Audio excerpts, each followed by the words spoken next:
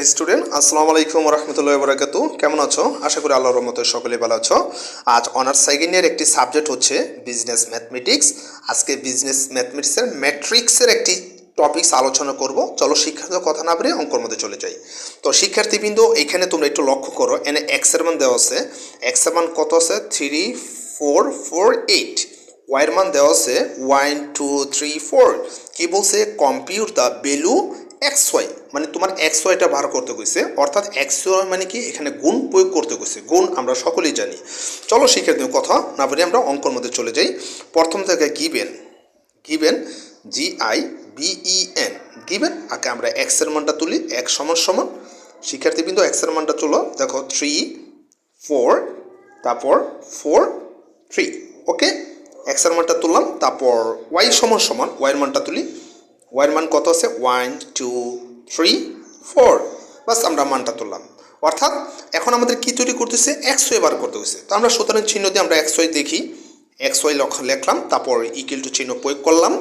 তারপর এখন আমরা এক্স এর মানটা তুলি 3 4 4 3। ঠিক আছে শিক্ষার্থীবৃন্দ, তারপর এখানে কিছু না বোঝার মানে কি? এখানে কিছু মানে কি? ইন্টু মানে গুণ। আমরা ইচ্ছা করলে এখানে গুণ চিহ্ন দিতে পারি। তারপর ওয়াইয়ের মানটা আছে 1 2 3 4। ঠিক আছে শিক্ষার্থীবৃন্দ, এখন আমরা কি করব? গুণ করব। গুণ সিস্টেমটা কিভাবে করি শিক্ষা একটু লক্ষ্য রাখবা।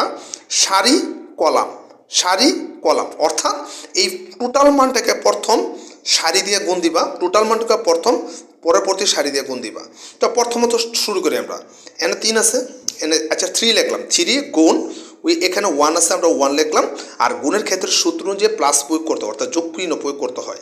আবার 4 দিয়ে 3 এই যে 4 গুণ 3। ওকে, তারপর শিক্ষার্থী নিচেরটা আছে, এখানে 4 আছে, 4 দিয়ে আবার এই 1কে, এই যে 4 গুণ 1 সূত্র অনুযায়ী প্লাস। আবার শিক্ষার্থী এই 3 দিয়ে আবার 3 3 গুণ 3। অর্থাৎ এই ফুল মানটাকে এই কলাম দিয়ে গুণ হয়ে গেল। এবার এই টোটাল মানটাকে আবার লাস্টের কলাম দিয়ে গুণ দিব। আবার এই 3 দিয়ে আবার 2 গুণ দাও, 3 গুণ 2 এনে লিখবো সূত্র অনুযায়ী প্লাস। আবার এই 4 গুণ দাও, 4 গুণ 4। ওকে, তারপর সেক্ষেত্রে নিচেরটা চলে আসো। আবার এই 4 দেয়া এই 2 গুণ দাও, 4 গুণ 2 সূত্র অনুযায়ী যোগ লিখলাম মানে প্লাস লিখলাম। আবার এই 3 দেয়া 4 3 গুণ 4। ওকে শিক্ষার্থী, এবার চলে এসো। এবার শিক্ষার্থী একটু খেয়াল করো, এখানে 3 আছে, 3 লিখলাম সূত্র অনুযায়ী প্লাস আছে প্লাস। 3 4 কত? 12।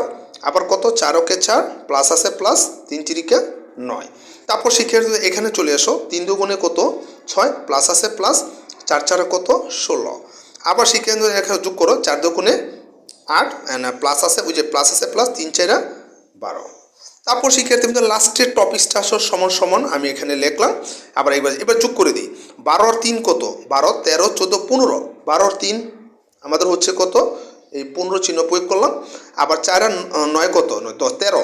4 আর 9 আমরা এখানে 13 লিখলাম। আবার 16 আর 6 যোগ করলে কত শিক্ষার্থী? 16 17 18 19 20 21 22। তাই না? 22 হচ্ছে।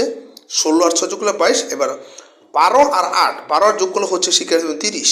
ঠিক আছে, অর্থাৎ শিক্ষার্থীবৃন্দ আমাদের কিন্তু এক্স এর মানটা চলে আসছে। তোমরা দেখতে পাচ্ছ আমি কীভাবে গুণটা করলাম। তার মানে এটাই আনসার। তো শিক্ষার্থীবৃন্দ যারা অনার্স লেভেল স্টুডেন্ট আছো, তোমরা এই অঙ্কটা দেখতে পারো। এই অঙ্কটা তোমাদের জন্য মোস্ট ইম্পর্টেন্ট। তোমরা এইভাবে গুণ সিস্টেমটা প্রয়োগ করো, খাতা কলম নিয়ে তোমরা একটু প্র্যাকটিস করো। এই নামে হাজার হাজার অঙ্ক তোমরা পারবা। সলিউশনটা দেখতে পাচ্ছ, তোমরা দেখো, তোমাদের উপকারে আসবে। ঠিক আছে শিক্ষার্থীবৃন্দ, আজকে পর্যন্ত থাকবে। আগামী ক্লাসে নতুন কোন একটা টপিক নিয়ে হাজির হব।